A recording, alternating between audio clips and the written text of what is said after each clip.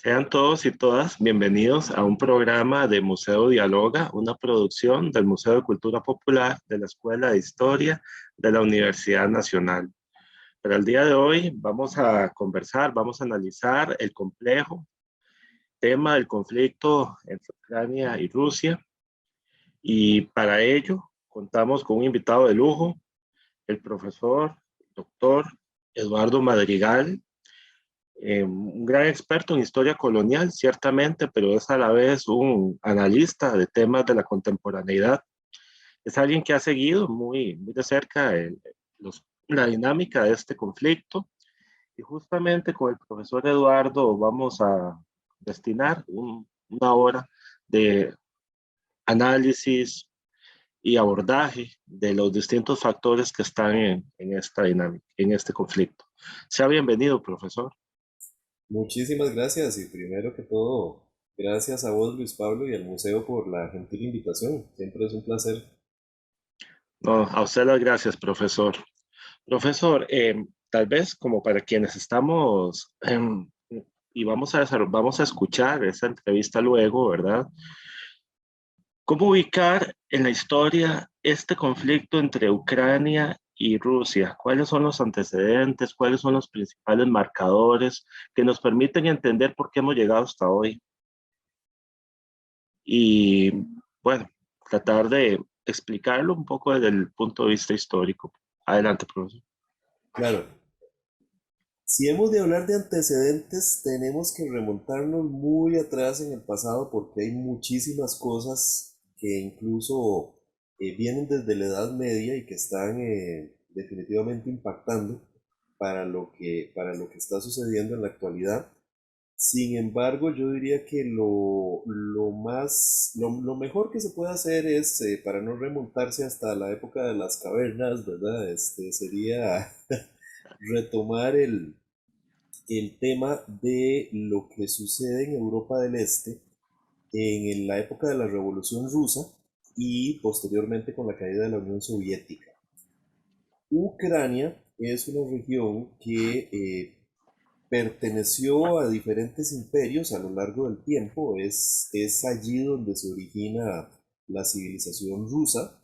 ¿Sí? El primer estado ruso se señala que fue creado en Ucrania, concretamente, bueno, en realidad el primer estado ruso lo crean los varegos, que eran unos vikingos que venían de Suecia, que no eran guerreros como otros que invadían Inglaterra y otras zonas, sino que eran comerciantes y fueron los primeros que aglutinaron a las tribus eslavas que habitaban en esas regiones en un estado unificado, ya con un gobierno monárquico. Y eso ocurre por primera vez en la ciudad de Novgorod, pero posteriormente se traslada a la capital de ese estado varego a Kiev, que es la actual capital de Ucrania. Y ahí es donde se forma o se funda el primer Estado ruso. Y es por eso que existen reclamos nacionalistas de parte de los ucranianos, de que allí se fundó por primera vez un Estado eslavo, y también existen reclamos de parte de Rusia de que Ucrania le pertenece a Rusia porque Rusia proviene de Ucrania. Pero lo que es más cercano a nosotros y más inmediato en el tiempo a lo que está ocurriendo es el hecho de que durante toda su historia Ucrania, como decíamos, perteneció a diversos imperios. Por épocas pertenecía al imperio austrohúngaro, luego al imperio ruso, se lo repartían por partes entre los diversos imperios que tomaban el poder en la región de una época a otra, de manera que siempre estuvo en una tensión geopolítica enorme, pero en ese proceso fue desarrollando una identidad propia y tiene, por ejemplo, un idioma que es diferente del ruso. Es un idioma eslavo, similar al ruso, pero no igual, y se fue desarrollando también una identidad ucraniana. Entonces, cuando se produce la Revolución Rusa de 1917, los bolcheviques, con Lenin a la cabeza, la incorporan a la Unión Soviética, pero no le dan estatus de parte de Rusia, sino que le dan un estatus nacional. La convierten en una de las repúblicas soviéticas en condiciones de igualdad con otras como las repúblicas bálticas, Lituania, Letonia, Estonia, también como las repúblicas del Asia Central, Tayikistán, Uzbekistán, Turkmenistán, etc. También como Georgia y otras repúblicas que formaron parte de la antigua Unión Soviética. Entonces, Cuando la antigua Unión Soviética se disuelve en el año de 1991, Ucrania se independiza, queda como un país independiente, logra entonces construirse como una nación, empieza a construirse como una nación, y ya trae los antecedentes del pasado de haber sido la sede de la Rus de Kiev, de haber sido una región con una identidad propia, con un idioma, con una serie de características que la diferencian de la Rusia propiamente dicha. ¿Sí? Y entonces empieza a generar pues expectativas nacionales de convertirse en un Estado-nación y de dirigir su propio futuro. Entonces, a raíz de esto, es que Ucrania empieza a desarrollarse como una identidad nacional propia.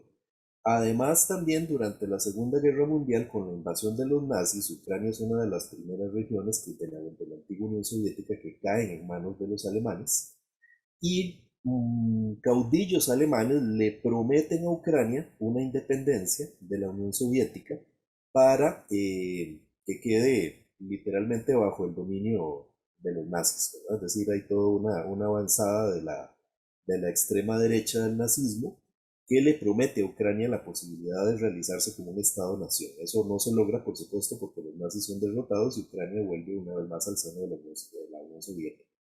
Pero como decimos eso, esa situación cambia en el 91 cuando la URSS se derrumba y entonces Ucrania queda liberada literalmente de la tutela soviética. Es un proceso muy parecido al que pasó en la antigua Checoslovaquia, que también se dividió en República Checa y República Eslovaca, o la antigua Yugoslavia, que se divide en 5 naciones, ¿verdad? En Croacia, Bosnia, Serbia, Montenegro, etcétera, ¿verdad?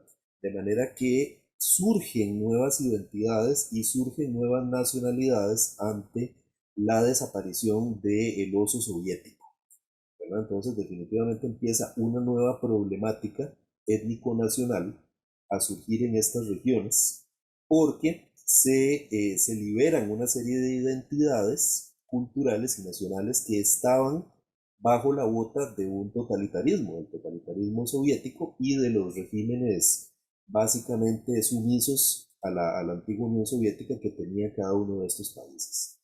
¿Verdad? Por ejemplo, en Yugoslavia es conocidísima la dictadura del mariscal Josip Broz Tito, que tenía unida con mano de hierro la antigua Yugoslavia, pero al faltar ese régimen, la antigua Yugoslavia sencillamente hace explosión, se divide en 5 naciones y ahí fue donde se produjo la guerra de Yugoslavia. También fue muy notorio lo que pasó con Checoslovaquia, que como decimos se divide en República Checa y Eslovaquia. Ucrania, sin embargo, no dio mucho de qué hablar en ese momento, pero yo considero que también forma parte de ese mismo proceso. También aparece una identidad nacional que ahora está reclamando su derecho, digamos, de hacerse oír como tal en el contexto de las naciones. Tiene una infinidad de problemas internos que en gran medida son lo que está explicando lo que pasa en la actualidad. Y por otro lado tenemos el tema de Rusia y el tema de la OTAN, ¿verdad? Sabemos que Rusia queda muy debilitada después de la caída de la Unión Soviética se desbanda por completo, Rusia queda en una condición de empobrecimiento, de retroceso económico enorme, y los gobernantes que asumen el poder a partir de la época de Gorbachev, ya con Boris Yeltsin y posteriormente Putin, Dmitry Medvedev y otros que asumen el liderazgo en Rusia, quedan en una posición muy débil frente al resto de las naciones, al resto de las potencias. De hecho, pierden casi prácticamente su condición de potencia, pero siguen conservando el arsenal nuclear de la Guerra Fría. Y eso hace que Rusia no pierda totalmente su condición de potencia. Por otra parte, tenemos a la OTAN y a los países de la Unión Europea. La OTAN se crea después de la Segunda Guerra Mundial para unir a todos los países de la Europa Occidental bajo la tutela de Estados Unidos para protegerlos de cualquier posible avance soviético, de cualquier posible avance del comunismo hacia Europa Occidental. Eso no lo querían permitir los Estados Unidos bajo ningún concepto. Había que reconstruir Europa con el Plan Marshall y había que dotarla de una política de defensa que tenía que estar controlada por Estados Unidos rápido antes de que Rusia siguiera avanzando, porque se tenía que podía seguir avanzando hacia el oeste y convertir a toda Europa occidental en satélites socialistas, como había sucedido con la Europa del Este. Entonces, la OTAN, desde sus orígenes, es una organización que se crea para frenar a Rusia, para contener a Rusia y para cercar a Rusia. De hecho, había toda una red de vigilancia en los países circundantes, en el Círculo Polar Ártico, en los países asiáticos, etcétera, para tener a Rusia vigilada y poder responder ante cualquier posible amenaza nuclear que Rusia lanzara, etcétera, ¿verdad? Para defender a Europa occidental. Entonces, desde un principio, la visión de la OTAN fue esa: frenar a Rusia y cercar a Rusia. Pero ¿qué sucede? Que en 1991 la Unión Soviética desaparece, colapsa, y entonces la OTAN se queda sin razón de ser, porque además el alter ego diabólico de la OTAN había sido siempre el Pacto de Varsovia, que era una unión de países de la órbita soviética que le hacían la contra a los países occidentales. De hecho, ahí es donde reside la Guerra Fría, que es lo que sucede en todo este periodo posterior a la Segunda Guerra Mundial. Entonces, al caer la Unión Soviética, el Pacto de Varsovia poco después se disuelve y lo que sucede es que muchos países de la Europa del Este que anteriormente eran del Pacto de Varsovia comienzan a ser absorbidos por la OTAN. Polonia, Hungría, Rumanía, ¿no? Todos estos países que antes eran comunistas, ¿verdad? Pasan a formar parte, muchos de ellos, de la Unión Europea, las repúblicas bálticas, Lituania, Letonia y Estonia también, y se suman a la OTAN, que era la antigua enemiga de Rusia. Ante esa situación, Rusia se queda con las manos a la espalda, literalmente, porque está muy debilitada. Acaba de suceder la debacle soviética y no pueden entonces responder ante la situación. Y poco a poco la OTAN se empieza a extender hacia el este, lo cual es claramente una amenaza para los intereses de Rusia. Incluso el gobierno de Obama puso unos misiles en Polonia que podían alcanzar Moscú en cuestión de minutos antes incluso de que Moscú pudiera responder el fuego, pero los pone en Polonia con el pretexto de que es para defender a Europa de posibles ataques de Irán y de potencias, ¿verdad? Que nada que ver, obviamente eso es... Todo el mundo sabe que esos misiles estaban apuntando directamente hacia el Kremlin, ¿verdad? Entonces a nadie engañaban con ese asunto. Y claramente ya el gobierno de Vladimir Putin empezó a resentir todos estos movimientos en una época ya entrado el siglo XXI, ya a partir de la segunda década del siglo XXI, cuando Rusia ya se empieza a recuperar después de la debacle soviética. Además de eso, también hay que tener en cuenta otro factor, que es el ascenso de los países llamados del grupo BRICS. El grupo BRICS, la palabra está compuesta por las iniciales, son las siglas de los países que lo integran: Brasil, Rusia, India y China, a los cuales se suma Sudáfrica posteriormente. Los BRICS fueron denominados así por los bancos de Wall Street o los bancos occidentales que realizaron un estudio acerca de las potencias emergentes a inicios del siglo XXI, concretamente hacia el año 2004. El banco Goldman Sachs es el que acuña el término y se refiere a un grupo de países que se ha propuesto la meta de llegar a ser potencias en el siglo XXI. Son países que se caracterizan porque tienen una gran superficie, son muy grandes, tienen mucha población, tienen muchos recursos naturales, tienen muchísimo potencial económico, pero también tienen muchísimo potencial cultural y muchísima historia. Muchos de ellos son milenarios, como China, por ejemplo. Lo mismo se puede decir de la India.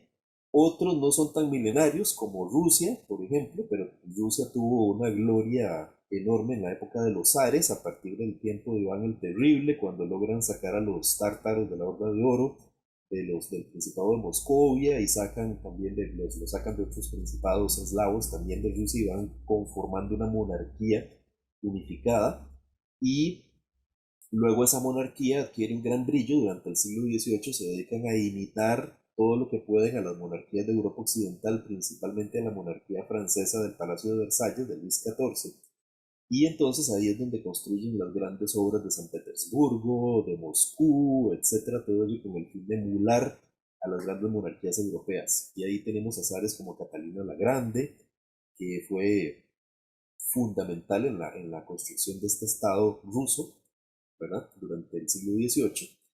Y luego tienen también a su haber el gran mérito de haber vencido a Napoleón Bonaparte y haberlo expulsado de Rusia, lo cual significó el principio del fin del régimen napoleónico.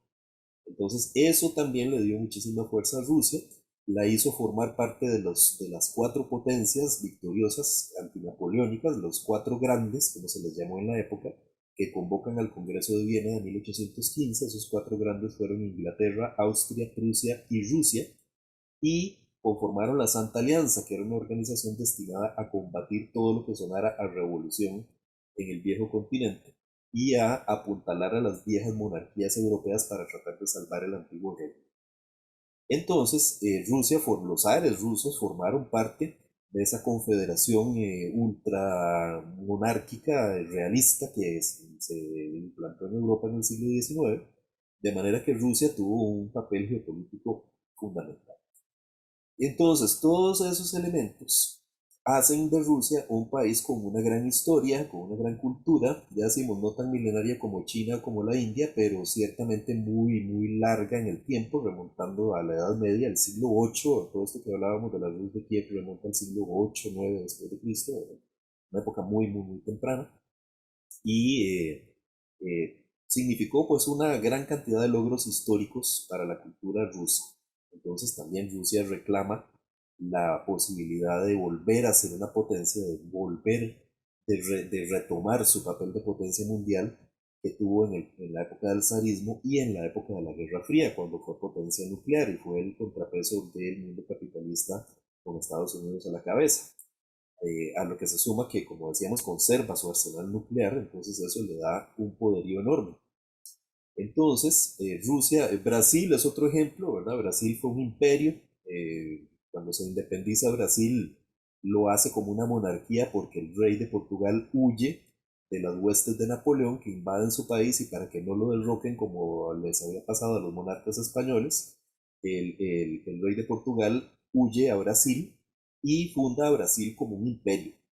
Entonces Brasil también fue una monarquía, fue un imperio, después la monarquía fue eliminada, se sustituyó por una república, pero tuvo un enorme poderío. Brasil fue un imperio y tenía un gran poderío económico por la producción de las haciendas trabajadas con mano de obra esclava, de la minería y de otras actividades económicas. Entonces todos los BRICS tienen esas características. Países que fueron potencia en el pasado y que tienen muchísima capacidad y que quieren volver a convertirse en potencias en el siglo XXI. China ya lo logró, de hecho, y entonces otros están más en cuestionamiento. La India, por ejemplo, tuvo una caída muy grande después de la crisis de las hipotecas y de la crisis del euro. También el COVID le ha afectado mucho. Brasil tuvo un bajonazo gigantesco con la conocida Operación Lavallato, que destapó unos escándalos de corrupción terribles en toda la casta política, en todo el espectro político brasileño, y con la llegada al poder de la extrema derecha, encabezada primero por Michel Temer y después por Jair Bolsonaro, ¿verdad? Luego de la destitución de doña Dilma Rousseff, y así sucesivamente podemos seguir señalándole una serie de problemas internos estructurales que tienen los países BRICS, pero que de todas maneras siguen manteniendo esa visión, esa voluntad de convertirse en potencias en el siglo XXI. Entonces Rusia está en ese proceso. Putin está completamente comprometido con la idea de que Rusia tiene que volver a ser potencia y de que Rusia tiene que ser respetada como potencia. Y entonces, al ver esta expansión hacia el este de la OTAN que se ha venido produciendo desde el 91 para acá, entiende eso como una amenaza a su seguridad y también como un irrespeto de las potencias occidentales que sencillamente no ven que Rusia sea importante, no le toman en serio y no lo respetan, literalmente. Entonces, Ucrania hay que tomar en cuenta que es un país sumamente conflictivo, sumamente dividido, a diferencia de lo que dicen los europeos de que es una democracia y que puede ser un ejemplo para Rusia. En realidad la democracia no tiene nada, es un país sumamente autoritario. Antes de la guerra, Zelensky había mandado prohibir 11 partidos de oposición simplemente por ser opositores y había silenciado blogueros que eran prorrusos, por ejemplo. Luego también hay que tomar en cuenta que gran parte de la población de Ucrania es de habla rusa, porque son obreros, descendientes de obreros que llegaron ahí en la era soviética y como todo era lo mismo, como todo era parte de la Unión Soviética, no importaba en qué país estuvieran, sino que lo que importaba era donde se necesitara la mano de obra. Y entonces mucha gente migró de Rusia, esa es la población que hay en el Donbass, por ejemplo, en las repúblicas de Donetsk y Lugansk, autoproclamadas, ¿verdad? Que son básicamente descendientes de rusos que llegaron allá a trabajar en la industria y en las minas de carbón, se quedaron y tuvieron descendencia, pero siguen siendo rusos, se siguen sintiendo rusos, siguen hablando ruso, y así como ellos hay mucha población de habla rusa en otras regiones de Ucrania. Entonces Ucrania es un país donde hablan, alguna gente habla ruso, otros hablan ucraniano, otros hablan otros idiomas, porque también hay otros grupos étnicos, y entonces, parte de la población aspira a pertenecer a la Unión Europea, es más europeísta, pero también hay una parte de la población no despreciable que aspira más bien a pertenecer a Rusia, que es más prorrusa.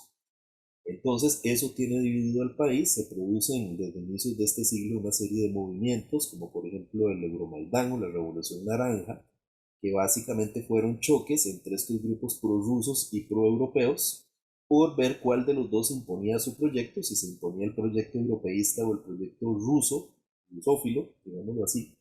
Y entonces eso divide al país, notoriamente, con el agravante de que por ahí pasan gran parte de los gasoductos más importantes que llevan combustible de Rusia a Europa Occidental, y eso le da ingentes ingresos también al Estado ucraniano porque cobran un peaje por permitir el paso de ese gas por ahí, ¿verdad? Entonces eso también es un motivo de conflicto en torno a Ucrania. Y el resultado es que entonces empiezan unos movimientos rebeldes en el Donbass, en Donetsk y Lugansk, que se autoproclaman repúblicas incluso y que son ahogados en sangre por el gobierno ucraniano, que se dedica a bombardearlos, que se dedica a perseguirlos, ¿verdad? Desde el 2014 hasta la fecha se calcula que han habido 14.000 muertos en ese conflicto. Entonces, casi que se puede afirmar que Ucrania es un país en guerra, es un país tremendamente dividido que está en un conflicto interno enorme, que tiene problemas políticos gigantescos, tiene déficits democráticos muy graves, es un país sumamente autoritario. Además, también tiene desequilibrios macroeconómicos muy grandes, no es un país organizado económicamente, tiene problemas en su organización interna económica y, por si fuera poco, se ha venido convirtiendo en una plataforma de llegada de todo tipo de elementos militares o militaroides que hacen su aparición en ese territorio y muchos de ellos son antirrusos, como muchos también son prorrusos, ¿verdad? Pero tenemos, por ejemplo, personal de la OTAN que se ha venido metiendo para entrenar al ejército ucraniano, han traído drones, han traído armamento para los ucranianos, etcétera. También Putin denuncia que hay grupos islamistas radicales que odian a Rusia por sobre todas las cosas y se han venido también desarrollando grupos de extrema derecha que bueno, que no es para nadie un secreto que se han desarrollado en el mundo entero. Hay todo un auge de la extrema derecha en estos momentos, lo cual tiene también toda una gama de antecedentes históricos que también es sumamente amplia, ¿no? Entonces, Ucrania es un país sumamente inestable por la presencia de todos estos grupos y definitivamente Putin considera que eso es una amenaza a su soberanía, a su seguridad y que es básicamente un irrespeto, o sea, las potencias occidentales que meten sus guerras en Ucrania no lo están respetando, no están respetando a Rusia como potencia y siguen con la política de Guerra Fría de frenarlo, de cercarlo, de tratar de impedirle que actúe y que se extienda hacia el occidente, porque lo siguen viendo como una amenaza, pero eso ya está superado, ya la Guerra Fría terminó, ya la situación no debería ser esa. Ahora bien, también se ha dicho que la OTAN, perdón, ha venido teniendo un proceso mm, de decadencia, porque sí, efectivamente se ha quedado sin su razón de ser, ya no necesita combatir a la Unión Soviética, porque Rusia ya no es la Unión Soviética de la Guerra Fría, en lo más mínimo. Más bien Putin parece ser un personaje populista, casi prácticamente tirado a la derecha, que de socialista no tiene absolutamente nada, o muy poco en todo caso, ¿verdad? Y entonces, los países europeos, además, después de la Segunda Guerra Mundial, iniciaron una política más bien pacifista y de desarme, de tener ejércitos reducidos, con poco armamento, con armamento no muy moderno, etcétera, y sobre todo con muy poca inversión en seguridad. De hecho, Donald Trump, en su gobierno, en el gobierno anterior de Estados Unidos, decía que los países europeos se tenían que poner más a esforzarse para invertir en la OTAN, porque no estaban poniendo dinero prácticamente. Estados Unidos, Trump les reclamaba que Estados Unidos era el que estaba financiando todo y que los europeos no hacen nada, y sobre todo el dedo estaba puesto en Alemania, ¿verdad? En la llaga de Alemania decía Trump que Alemania no estaba poniendo suficiente porcentaje de sus riquezas para financiar armas y para financiar la parte de la defensa de la OTAN. Y eso fue, por cierto, muy mal recibido en Europa. Incluso Macron decía que la OTAN estaba en muerte cerebral, ¿verdad? El presidente de Francia, porque había muy poca inversión en armamento y había mucho pleito interno entre ellos, mucho divisionismo interno, y no estaba funcionando, ¿verdad? Entonces, sin embargo, no se puede negar que la OTAN empezó a meter sus garras en Ucrania, empezó a financiar el ejército ucraniano, a darle armas y también a darle asesoría militar. Entonces, sea como sea, cualquier líder de cualquier país del mundo que vea que sus enemigos se están expandiendo en sus propias fronteras y que le están poniendo armas, que están entrenando al ejército y que aparecen grupos antirrusos de todos los signos ideológicos, incluso hasta religiosos, evidentemente tiene que entender que ahí hay una amenaza, ¿verdad? Y lo que más le duele en este caso a Putin es la falta de respeto que la OTAN le demuestra al realizar todas esas acciones en Ucrania, que no es el caso de Finlandia o de Suecia, ¿verdad? Que actualmente están en proceso de unirse a la OTAN también, ¿verdad? Porque han resentido una amenaza de parte de Rusia de que les puede pasar lo mismo que a Ucrania, pero no han realizado actos de militarización ni tampoco de confrontación directa con Rusia, como sí los ha realizado Ucrania. Ucrania entra en este conflicto en el Donbass desde el 2014, como decimos. Eso motiva que Rusia le quite la península de Crimea. El ejército ruso invade Crimea y rápidamente convocan un referéndum para que la población de Crimea decida si quiere seguir perteneciendo a Ucrania o si quiere unirse a Rusia. Por supuesto, gana la opción de unirse a Rusia, porque la mayor parte de la población era prorrusa y además estaba el ejército ahí metido. Pero además lo interesante es que Putin reclama que quien le concedió la península de Crimea a Ucrania fue Stalin, porque Stalin, en el contexto de la Unión Soviética, le cede, como todo era parte de lo mismo, pues no era dañino cederle una parte del territorio ruso que siempre había sido de Rusia, cedérselo a Ucrania. Entonces Stalin le cede la península de Crimea a Ucrania. Entonces Putin reclama que lo que él está haciendo simplemente es reparar eso, reparar ese error histórico y volver a tomar la península de Crimea. Entonces, a raíz de todos estos conflictos se firman unos acuerdos, los acuerdos de Minsk de 2014, en donde Ucrania se compromete a desarmarse, a no unirse a la OTAN y a no reclamar la península de Crimea. Sin embargo, a partir del año 2020-2021, el gobierno de Zelensky empezó a aprobar una serie de proyectos de ley que apuntaban a romper estos acuerdos, entre ellos unirse a la OTAN y volver a reclamar la península de Crimea.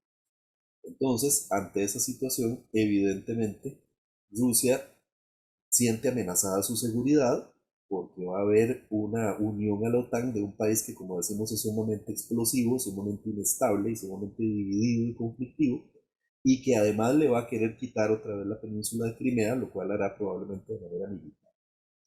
Entonces es en ese contexto donde empieza a acumular aquellas tropas a partir de abril del año pasado en la frontera con Ucrania. Dice que no va a invadir porque en realidad está de su lado de la frontera, entonces no está invadiendo, pero ya después de muchas tensiones y de mucho tira y afloja, finalmente en febrero de este año da la orden de invadir. Y así es como estamos.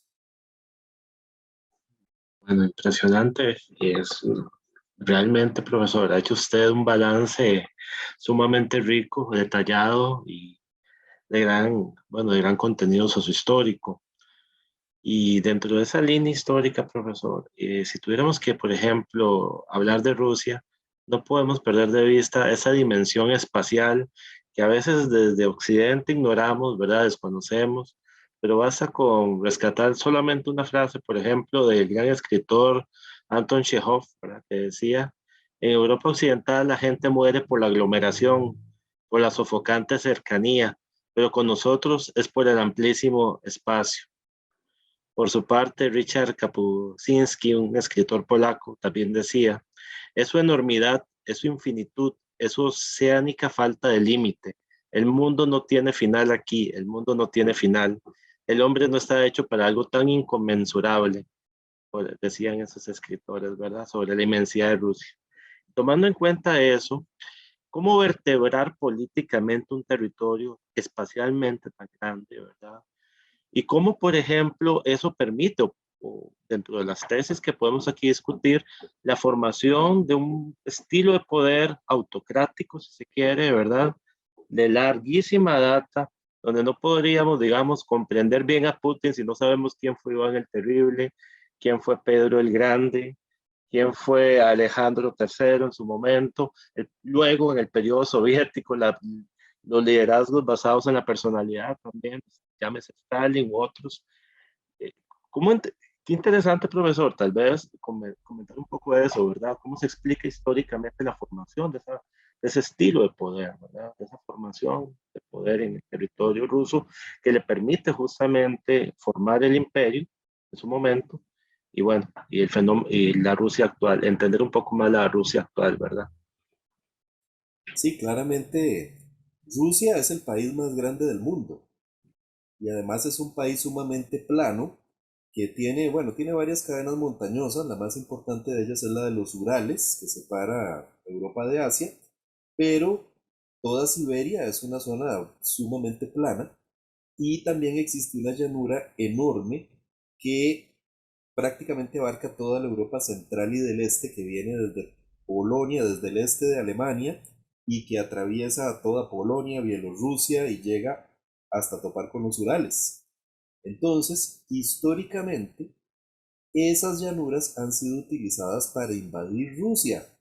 Rusia ha sido un país sumamente invadido a lo largo de su historia. De hecho, casi que prácticamente toda la historia de Rusia gira en torno a invasiones, empezando por la llegada de los varegos, que como decíamos, vertebran el primer estado ruso, bueno, pero también fue invadida por los mongoles, por los tártaros de la Horda de Oro, que llegaron por Siberia, efectivamente en el tiempo de Kublai Khan, ¿verdad? Y posterior. Y luego hubo invasiones muy importantes desde la otra llanura, desde la que viene de Europa Central y del Este. Rusia fue invadida por los polacos en algún momento, también fue invadida por Napoleón. Napoleón Bonaparte recorrió esa llanura hasta llegar a Rusia. Y por ahí pasaron los nazis también, en la época de la Segunda Guerra Mundial.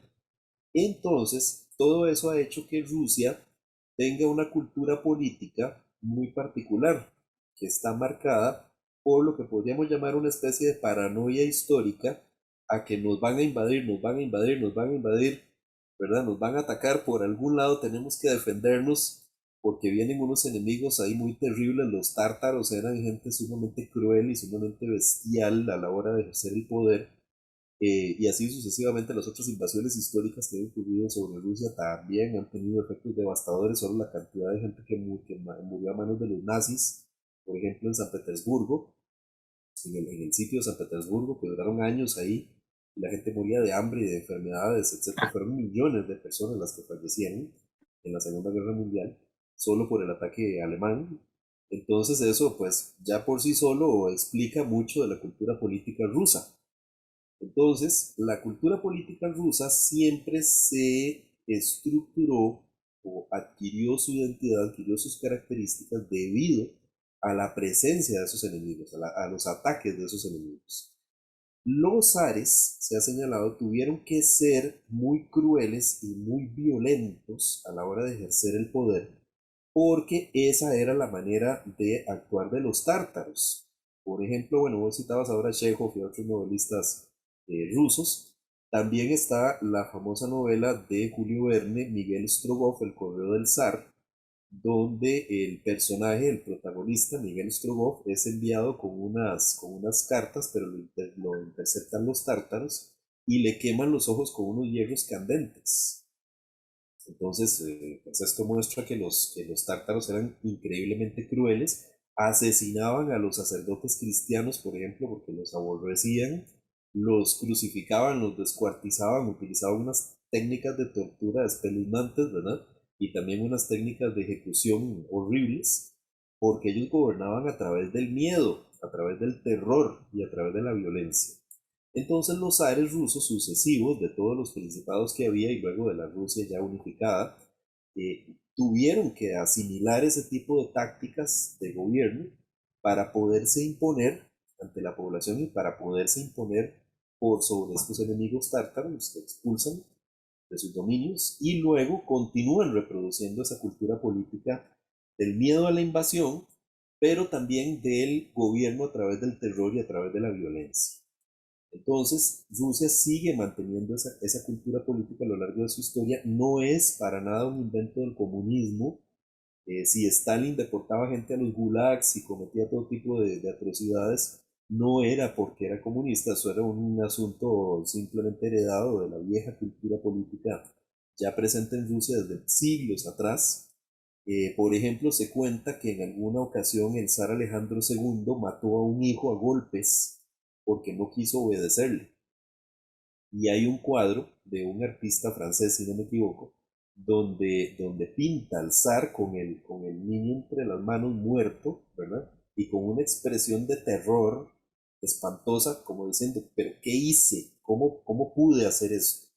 ¿Verdad? Que en un arrebato de ira perdió el control y mató a un hijo. ¿Sí? Pero es que eso es la cultura política rusa. También se han dado casos como por ejemplo la invasión del teatro de Dubrovka, que lo fue tomado por unos terroristas chechenos en uno de los primeros gobiernos de Putin, y Putin mandó al ejército a que entrara a sangre y fuego, tiraron gases lacrimógenos y entraron disparando al teatro, no importando si mataban a los civiles y a quién mataran, con tal de desactivar la célula terrorista, y de verdad murieron muchísimos civiles en ese ataque. Pero no importó porque el fin siempre justificó los medios en la cultura política rusa. Es una cosa maquiavélica prácticamente. Algo similar sucedió en la escuela de Beslan, que también fue tomada por unos terroristas, eso fue más recientemente. Y también Putin ordenó entrar a sangre y fuego y murieron chiquitos y murió gente inocente, pero se hizo con tal de desactivar a los chechenos. Entonces, esto nos muestra que en la cultura política rusa siguen existiendo estos rasgos y sigue siendo una cultura muy autoritaria. Por supuesto, también hay elementos de Estado policial, por ejemplo, que son heredados de la Unión Soviética, donde había ciertamente mucha represión contra toda oposición. En el zarismo también había un estado policial terrible, los zares tenían vigilado a todo el mundo y tenían ojos y oídos, tenían esbirros pagados que se infiltraban en los grupos de gente o personas que simplemente eran fieles a los zares y que denunciaban a quienes oían hablando en conversaciones privadas contra el zar o planteando ideas de que tenía que existir un gobierno democrático, republicano hablando temas provenientes de las ideas ilustradas francesas, revolucionarias, etcétera, ¿verdad?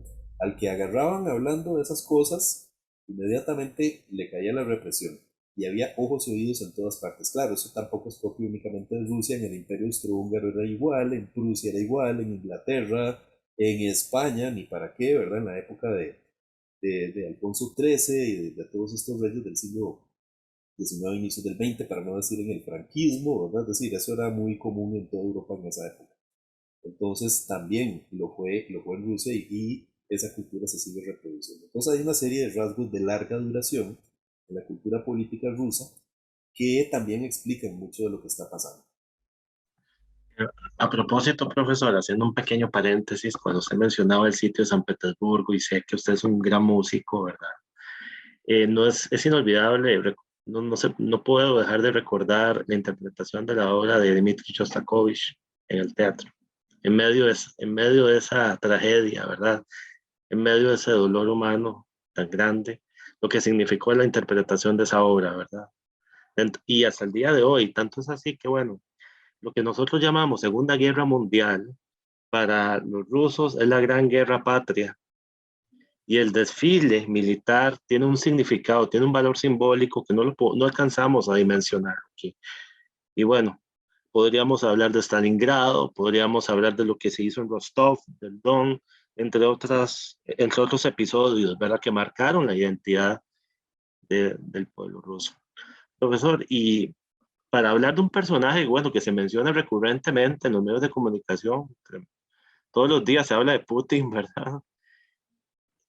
¿Cómo dimensionar esa figura, profesor? Y tomando en cuenta también lo que significó la década de 1990, ahora que usted hablaba del contexto de la disolución de la URSS, cuando se le promete a Gorbachev que la OTAN no se va a expandir, bueno, viene el periodo de Boris Yeltsin, donde Rusia pasa a ser un actor muy secundario, ¿verdad? La geopolítica, sumiso incluso a Occidente, y eso da un golpe muy grande a la moral política del pueblo ruso, ¿verdad? Y esa moral política pareciera levantarse a partir de la figura de Putin, si se quiere. A partir de todo lo que viene a darse desde inicios del siglo XXI, cuando aparece Putin como una figura más visible, protagónica. Lo que él anuncia en el 2007, por ejemplo, en la conferencia en Múnich, donde justamente saca en cara a Occidente todo eso que usted ha comentado. Luego viene también lo que ocurre en Georgia, en el 2008, ¿verdad? Como la OTAN por ahí, bueno, las potencias occidentales estuvieron ahí también interviniendo y al final Georgia pierde una parte importante de su territorio. Y cómo Putin sale más allá de la región, ¿verdad? Putin se vuelve un personaje en Oriente, en Medio Oriente, interviene en Siria, interviene en la República Centroafricana también, está presente en Libia.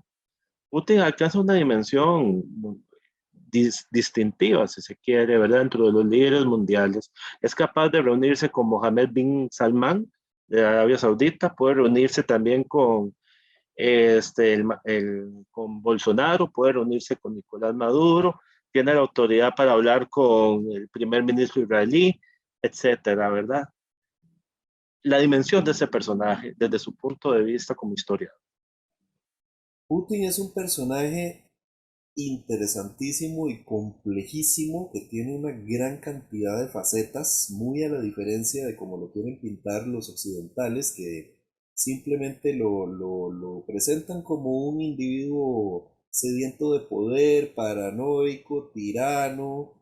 eh, en realidad es muchísimo más que eso. Putin es un estadista, es un personaje que tiene una profunda visión, basta oír sus discursos, los discursos que ha dado, por ejemplo, ahora en el Foro Económico de San Petersburgo, el que dio cuando dio la orden de iniciar la que él llama Operación Militar Especial en Ucrania, y otros que ha dado recientemente en foros importantes. Definitivamente, oyéndolo hablar, se nota que hace unos análisis académicos sumamente profundos de la geopolítica mundial, que conoce a profundidad la economía globalizada, que entiende a la perfección cómo funciona la Unión Europea, los Estados Unidos, que conoce la historia de Europa, la historia de Estados Unidos, la historia del mundo, literalmente.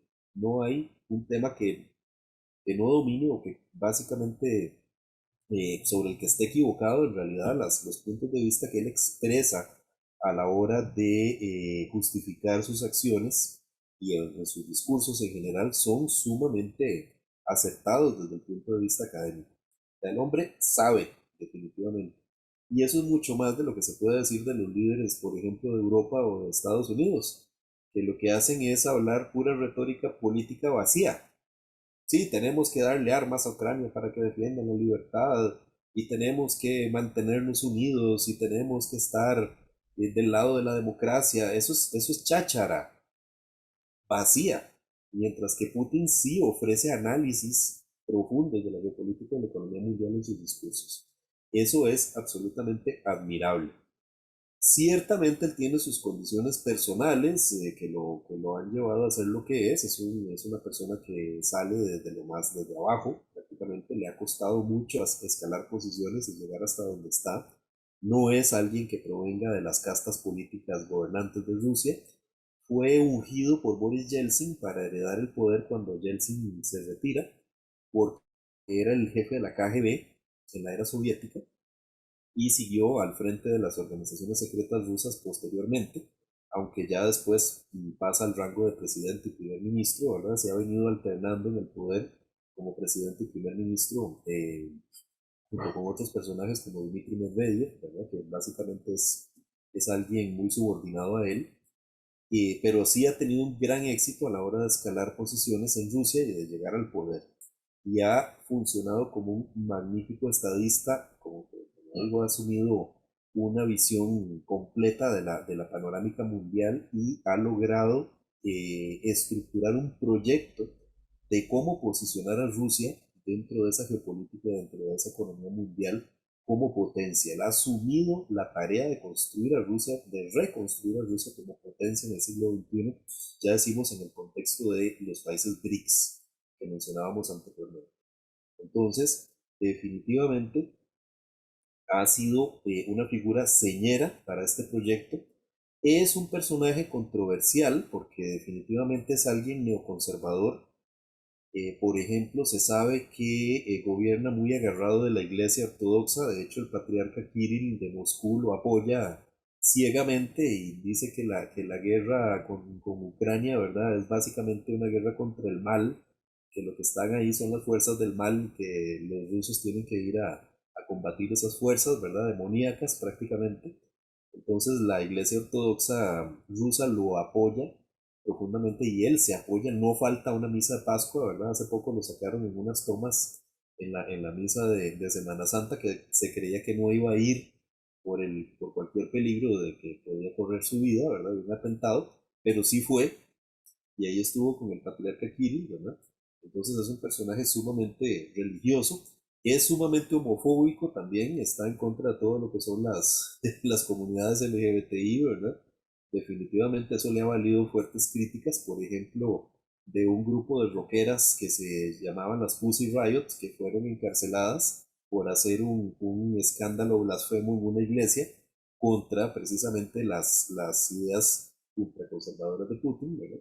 Y así han habido otra serie de movimientos que se han dado en Rusia contra estas posiciones ideológicas. Pero al mismo tiempo, también se sabe que es un personaje que gobierna agarrado de la clase media rusa, a la cual se compra dándole medidas de tipo estado de bienestar, salud pública, educación pública, buenos salarios, legislación laboral, etcétera, toda una serie de beneficios, servicios públicos subsidiados por el Estado, etcétera.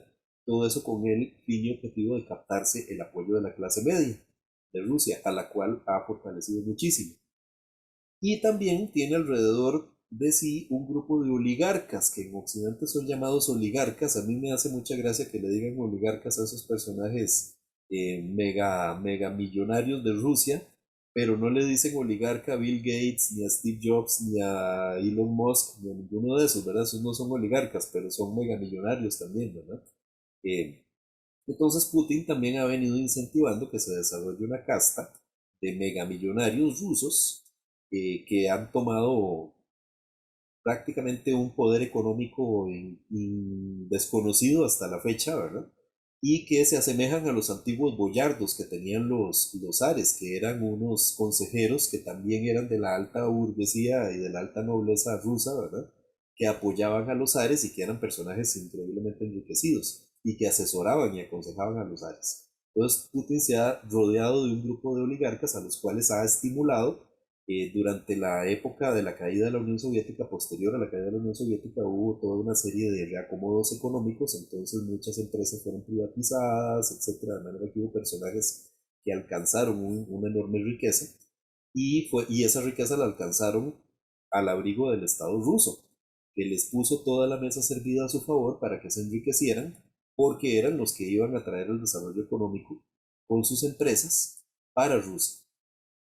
Y entonces esos personajes también Putin los chinea enormemente, los consiente, les da todas las facilidades y todas las ventajas para que se enriquezcan y ellos, felices de la vida, apoyan a Putin porque saben que ahí están muy bien arrimados al mejor árbol posible.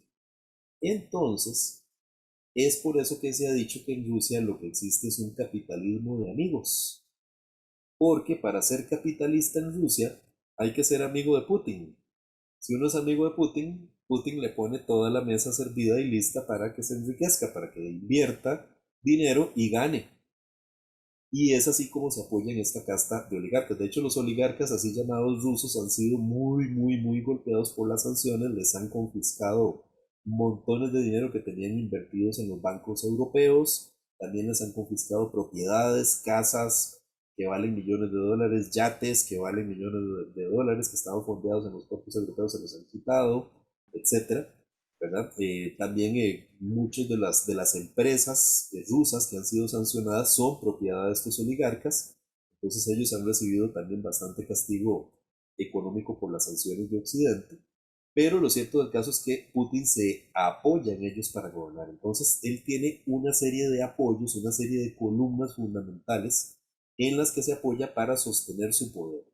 Y a partir de ese poder, entonces también, como decimos, ha asumido la tarea de convertir a Rusia en una potencia en el siglo XXI, que Rusia vuelva a ser potencia en el siglo XXI, y en gran medida eso significa quitar todas las amenazas a su seguridad cercanas a sus fronteras, empezando por Ucrania, pero también hacerse respetar en Occidente, hacerse oír y hacerse tomar en serio, cosa que los occidentales no habían venido haciendo. Entonces, cuando Putin denuncia en Múnich, ¿verdad? Que la OTAN se está extendiendo demasiado hacia el este y que eso es una amenaza para Rusia, ya está anunciando, ya está avisando que él eso no se lo va a aguantar, se ha venido permitiendo durante mucho tiempo por el debilitamiento en que Rusia cayó, pero ya ese no es el caso, ya Rusia no es la de Boris Yeltsin, ya Rusia ha cambiado, se ha desarrollado mucho, se ha fortalecido y entonces Putin ya no está dispuesto a seguir aguantando más castigo ni más abuso de parte de los occidentales. Entonces es por eso que toma la decisión de invadir Ucrania. Bueno, increíblemente ya estamos llegando al bloque final del programa, de esos programas que uno no desea que termine. Y bueno, uno aprende muchísimo escuchándole, profesor. Y yo quisiera rescatar en medio de todo este contexto geopolítico el papel de Alemania, lo que significó, por ejemplo, la salida de la señora Angela Merkel dentro del plano de la mediación como interlocutora, como alguien a quien Putin respeta, ¿verdad? Y los efectos que eso eventualmente ha tenido dentro de lo que es el peso de Europa, dentro de la coyuntura de esta guerra, ¿verdad? El canciller Scholz no parece tener el mismo peso, no tiene la misma envergadura. ¿Cuál es el balance que usted hace sobre el papel de Alemania, profesor? Es importante empezar señalando una cosa. Merkel es de Leipzig, es de Alemania Oriental, de la antigua RDA. Ella nació en la Alemania comunista, en el tiempo de la Guerra Fría, y se crió en la Alemania comunista. Entonces, habla ruso fluidamente y durante su gobierno siempre se preocupó mucho por establecer buenas relaciones con Rusia. Además, hay que tomar en cuenta que ella es una de las grandes promotoras de la globalización en su enfoque neoliberal a nivel mundial. Digo en su enfoque neoliberal porque pueden haber otros enfoques de la globalización. Pero, bueno, ella pertenece a una corriente que se llama el ordoliberalismo, que es muy parecida al neoliberalismo y es lo que se aplica en Alemania. Entonces, dentro de esa corriente, pues lo que había que hacer era entablar relaciones de libre comercio con todo el mundo para generar un entorno globalizado en donde hubiera el mejor ambiente para la producción y los negocios. Y por eso, además de por su pasado en la Alemania excomunista, entabla cordialísimas relaciones con la Rusia de Putin, es íntima amiga de Putin, viajó una infinita cantidad de veces a Rusia, Putin también la visitó en Alemania, o sea, tuvieron, y de hecho ha sido muy criticada en la coyuntura actual porque ella fue la que incentivó que Rusia dependiera tanto como lo está haciendo actualmente del gas y del petróleo ruso. Entonces, cuando Merkel sale del poder, le deja una situación muy incómoda a Olaf Scholz, porque Olaf Scholz, para empezar, es el líder de una coalición muy precaria, que fue muy difícil formarla entre partidos que son opuestos entre sí, él es socialdemócrata, pero se alía con los verdes, que son más ligados a la izquierda que los socialdemócratas, y con la derecha eh, conservadora para poder integrar gobierno. Entonces, son partidos opuestos entre sí.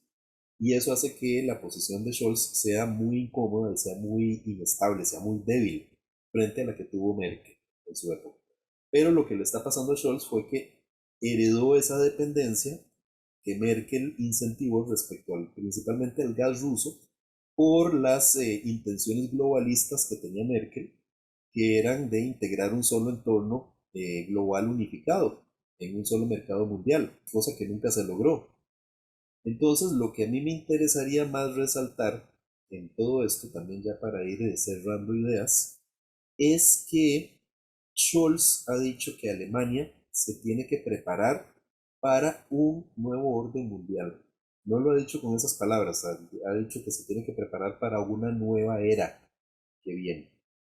Pero se ha dicho que estamos en camino hacia un nuevo orden mundial, que lo están incentivando los BRICS. Los BRICS abogan por una multipolaridad sin hegemonías, o sea, que haya muchas potencias a nivel mundial, no solo una o dos, como anteriormente Estados Unidos y la Unión Europea, sino que también surja China, surja la India, surja Rusia, es decir, sus miembros, Brasil también, Sudáfrica, y que esas potencias se equilibren entre sí, se balanceen, se contrapesen para que ninguna sea más que los demás y de esa manera se puedan resolver multilateralmente los problemas del mundo mediante un diálogo entre esas potencias. Eso es lo que los BRICS están promoviendo y creo que eso es lo que Putin ha intentado impulsar con la guerra en Ucrania.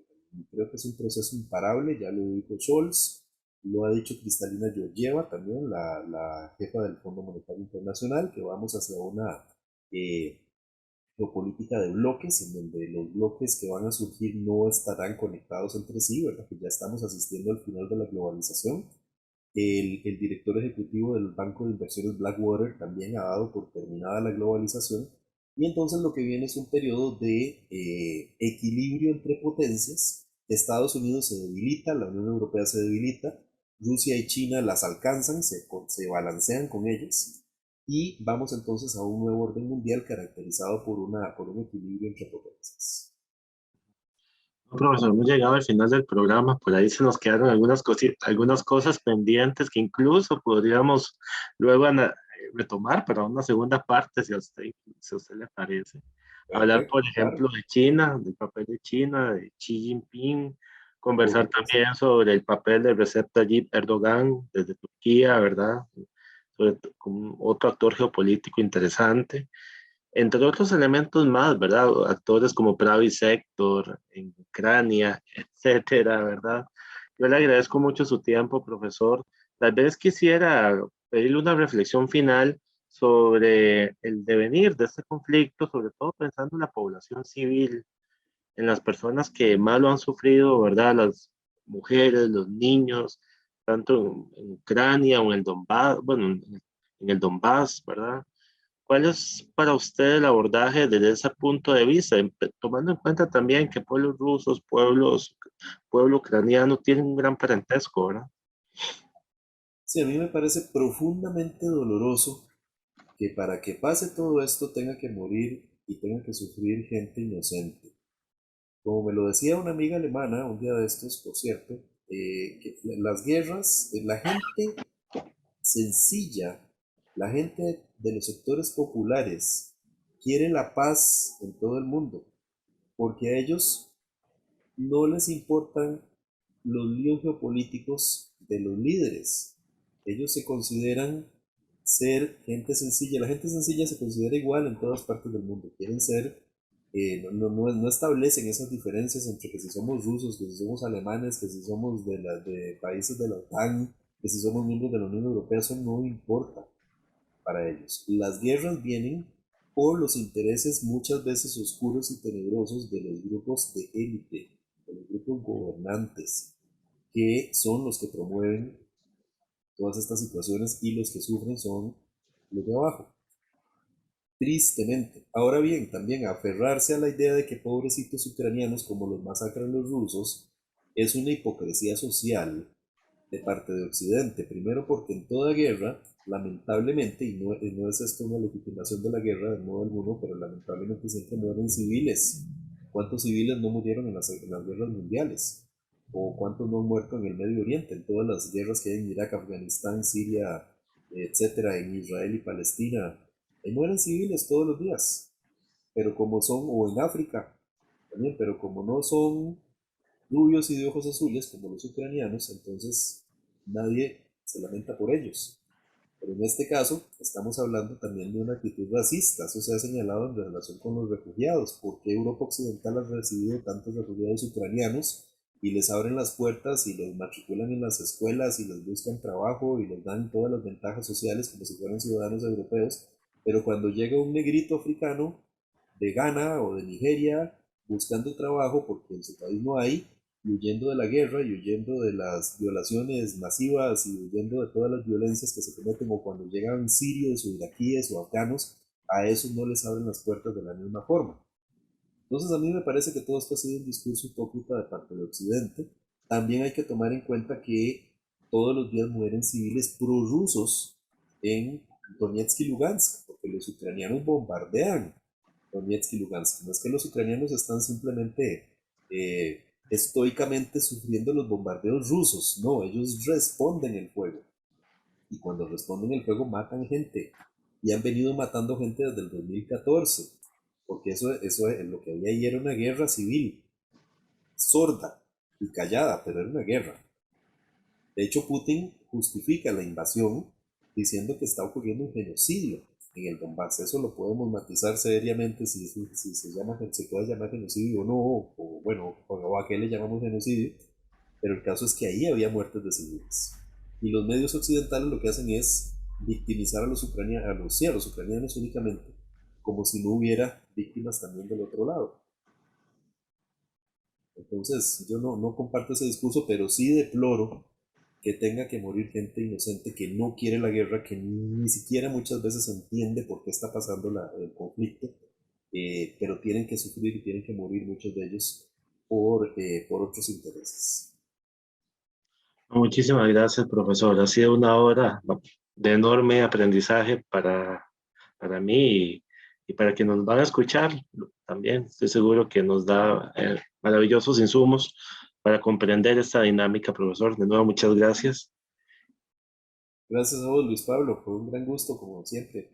Bueno, no, y es un gusto enorme también podernos comunicar con nuestro público, despedir el programa y nos vemos en una próxima edición de su programa El Museo Dialoga, una producción del Museo de Cultura Popular de la Escuela de Historia de la Universidad Nacional.